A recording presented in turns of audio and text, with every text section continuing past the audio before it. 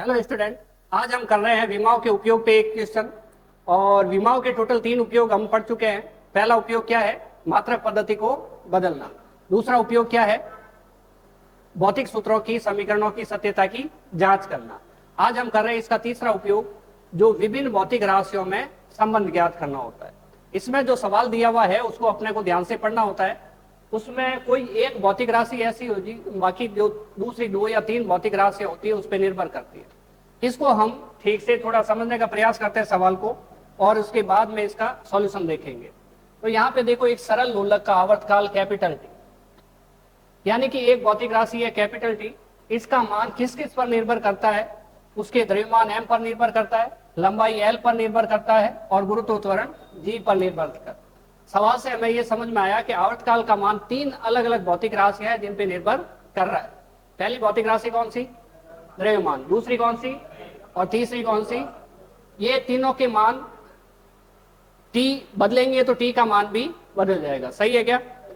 पहले हमें यह देखना होगा सरल लोलक है क्या चीज, थोड़ा सा आइडिया उसके बारे में होना चाहिए सरल लोलक क्या चीज है।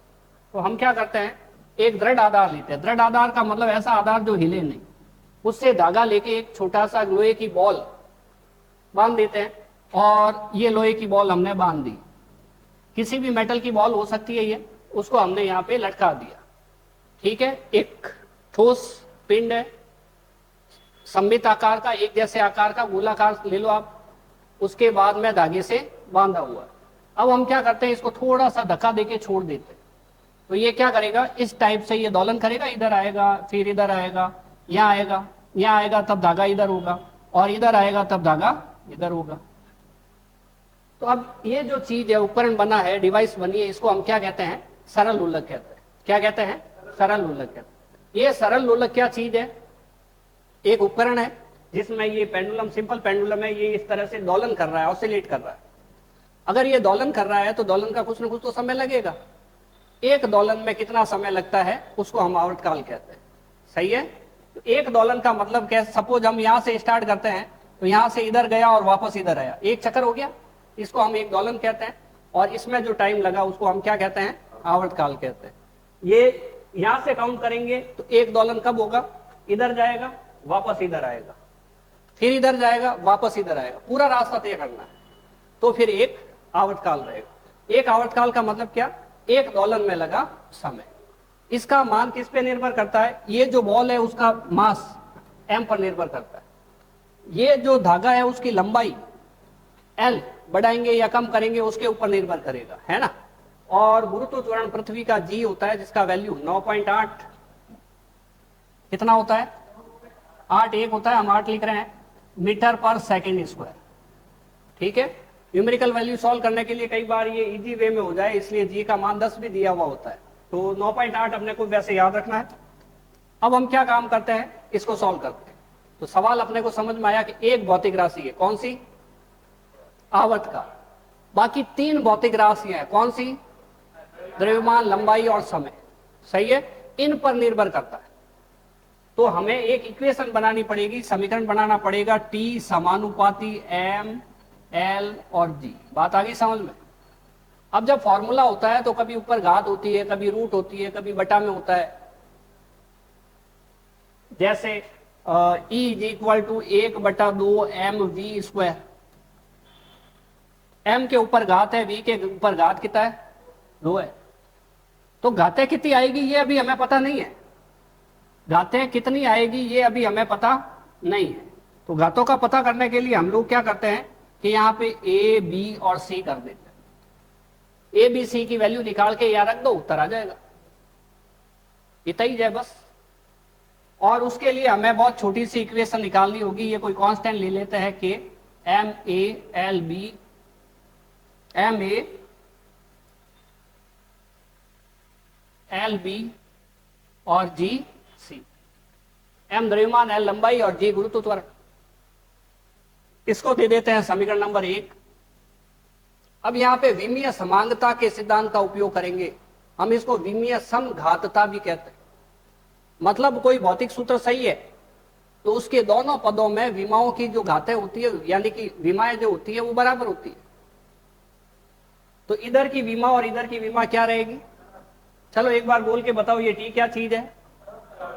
आवर्तकाल, एक टाइम का समय है। एम क्या है? द्रव्यमान। विमा क्या होगी? m1। ये क्या है? लंबाई की विमा क्या होगी? l1। ये क्या है? गुरुत्व त्वरण की विमा क्या होती है?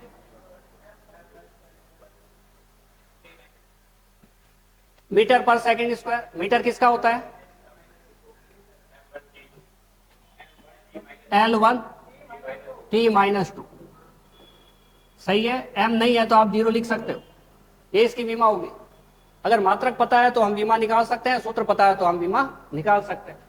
तो ये समीकरण हम क्या करते हैं, पीछे लिख देते हैं। लिखते हैं आगे, t इक्वल टू एम के लिखना पड़ेगा पहले, के एम एल और जी। बोलो ए बी और सी। ये समीकरण एक पीछे थी, हमने इधर लिख दी। क्या हम विमाएं लिख दें इसकी? बोलो इसकी क्या लिखे? m0 l0 t1। ये टाइम है। के जो है वो विमाहीन नियतांक है, उसकी कोई विमा नहीं होती, तो हमें इसको लिखने की जरूरत नहीं।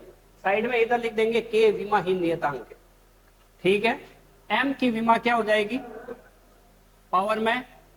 l की विमा क्या हो जाएगी? पावर में b। और ये गुरुत्व त्वरण है l1 t-2 पावर में। बड़ी आसान सी बात है। ये सारा काम अपने को अपने हाथ से करके देख लेना। t1 बराबर m की पावर, घात के ऊपर घात हो तो क्या होता है? घातों का गुणा होता है। सही है कि नहीं? ये बेसिक चीजें हैं। 1 इंटू ए हो जाएगा, और बोलो एल बी हो जाएगा, और बोलो ये एल और बचा हुआ एल के ऊपर सी हो जाएगा, और टी के ऊपर -2c हो जाएगा। क्या ये करेक्ट है? अभी एक नियम लगेगा, इसको देख के कौन सा नियम याद आता है? m0 l0 t1। ये दो एल दिखाई दे रहे हैं, इसको देख के कोई नियम याद आता है क्या? हाँ, घातें समान हो तो जुड़ जाती है, b प्लस सी। सही है। अब सॉल्यूशन करने के लिए, सिंप्लीफाई करने के लिए कुछ नहीं बचा है। सॉल्व करने के लिए क्या बचा है? फाइनल आ गया। एमएलटी इधर, एमएलटी इधर। घातों को बराबर करो। क्या लिखे? घातों की तुलना करने पर, घातों की तुलना करने से बोलो ए बराबर कितना आया? ए इधर और इधर कितना? 0। बी प्लस सी कितना आया? 0। और -2c कितना आया?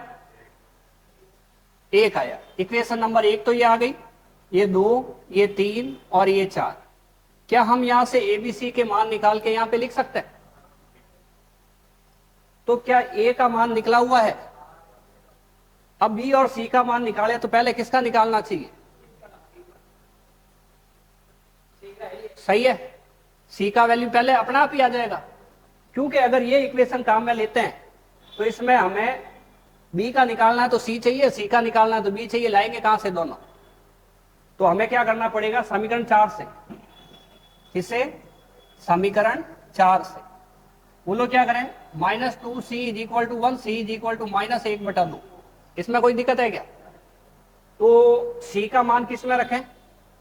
समीकरण 3 में। सी का मान समीकरण 3 में रखने पर ये हो जाएगा हमारे पास। बोलो क्या? b प्लस सी, सी की जगह -1/2 बराबर कितना? 0।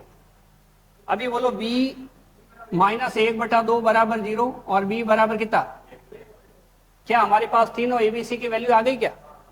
तो हमारा अगला काम ये होना चाहिए, ए बी और सी इनकी वैल्यू एक साथ लिख देनी चाहिए, जैसा अभी लिखा हुआ बोर्ड पे, ताकि क्या है कि यहां रखने में कंफ्यूजन नहीं हो।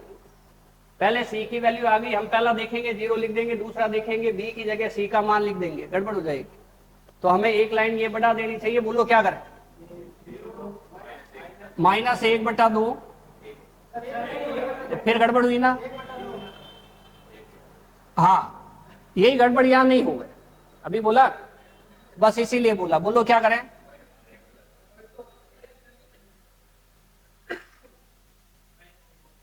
ये b तो हो जाएगा प्लस का, और ये हो जाएगा -1/2। क्या ये वाले मान यहां रखे जा सकते हैं? तो बोलो ए बी सी के मान समीकरण, ए बी व सी के मान समीकरण एक में रखने पर, ठीक है, बोलो समीकरण एक क्या है? बराबर के एम की घात ए एल की घात बी और जी की घात सी। टी बराबर के तो विमाहीन नियतांक है, पड़ा रहेगा। एम के ऊपर बोलो क्या लिखेंगे? एल के ऊपर बोलो प्लस या माइनस, जी के ऊपर बोलो, हमें इसमें माइनस कभी रहने ही नहीं देना है। और एम की जो पावर होती है उसकी वैल्यू एक होती है। कल भी बताया था कि जीरो किसी की घात पे होता है, संख्या की घात पे, तो वैल्यू कितनी होती है? तो हम यहाँ पे एक लिख रहे हैं। और ये जो एल की पावर 1/2 है और ये जी की पावर 1/2 है। क्या ये बात समझ में आई क्या? ये नीचे क्यों आया? क्योंकि नीचे आने पर घात का निशान बदल दिया हमने। ऊपर प्लस था, माइनस था, नीचे आ गया प्लस। बोलो क्या करें? के इसको हम रूट एल लिख सकते हैं, क्लियर? इसको हम रूट जी लिख सकते हैं, सही है क्या? बोलो देखो, ये x की घात 1/2 का मतलब होता है रूट x। इसको सूत्र की तरह से ध्यान रखो। पावर में 1/2 का मतलब, सही है। तो क्या इसको सिंप्लीफाई करके ऐसे लिखा जा सकता है कि के रूट ऑफ एल अपॉन जी, दोनों को साथ लिख दिया, सही है। के का मान हम विमीय विधि से ज्ञात नहीं कर सकते, क्योंकि के जो चीज है वो एक विमाहीन, के जो चीज है वो क्या है? विमाहीन नियतांक है। इसकी विमा होती नहीं तो विमाओं से के का मान पता कैसे करें? तो किसी दूसरी विधि से के का मान ज्ञात किया जा सकता है। यहां के बराबर 2 पाई होता है। अभी यहां ध्यान रखना है, सूत्र के अनुसार के का मान होगा, ऐसा नहीं के का मान हमेशा ही 2 पाई चिपका दो, सही है कि नहीं? अपने को पता सर ने के बराबर 2 पाई बताया था, हमेशा बता दो, ऐसा नहीं। अगर सूत्र है हाफ एम वी स्क्वायर तो वहां पे के का मान कितना है? हाफ, 1/2। सूत्र है 6 पाई ईटा आर वी, श्यान बल का सूत्र, तो उसमें के का मान है 6 पाई। कुछ सूत्र है, 5-6 सूत्र 7 सूत्र है अपने जो कोर्स में, उनको याद रखोगे तो के मान अपने आप याद रहेंगे। तो कितना 2 पाई होता है? अतः सूत्र क्या हो जाएगा? टी बराबर 2 पाई और रूट ऑफ के की जगह क्या लिखा? 2 पाई लिखा। बाकी तो ऐसे कैसे आएगा? तो ये आ गया हमारे पास एल अपॉन जी। इसी टाइप का कोई भी सवाल लेके इस पूरे मेथड को ध्यान देके किया जा सकता है। गड़बड़ कहां होती है कि हमारे पास ये इक्वेशन आती है, ये इक्वेशन आती है। अब इस इक्वेशन से हमें ए बी सी का मान निकालने के लिए थोड़ा प्रैक्टिस की जरूरत है, वो हम कर सकते हैं। और आप लोगों को काम करने के लिए एक सवाल दे रहे हैं। क्या? आप लोगों को काम करने के लिए एक सवाल दे रहे हैं, आसान सा है कि गतिज ऊर्जा, गतिज ऊर्जा हम के लिख सकते हैं या ई लिख सकते हैं। अभी हम ई लिख रहे हैं। ई का मान वस्तु के द्रव्यमान यानी कि स्मॉल एन तथा वेग यानी कि वी पर निर्भर करता है। इन राशियों में संबंध स्थापित करो, सही है। नेक्स्ट एक और क्वेश्चन देते हैं सेल्फ प्रैक्टिस के लिए। ये इजी सवाल है, इनिशियल स्टेज में इनको करना चाहिए, शुरुआती दौर में। एक और सवाल देते हैं, बोलो क्या? कि स्थितिज ऊर्जा U का मान वस्तु के द्रव्यमान यानी कि स्मॉल एम, गुरुत्व त्वरण मतलब स्मॉल जी, तथा पृथ्वी तल से ऊंचाई, पृथ्वी तल से ऊंचाई मतलब स्मॉल एच पर निर्भर करता है। तो सूत्र ज्ञात करो। अब अगर आप लोगों को सूत्र पता होगा तो आप लोगों के पास के का मान ऑलरेडी होगा, ठीक है।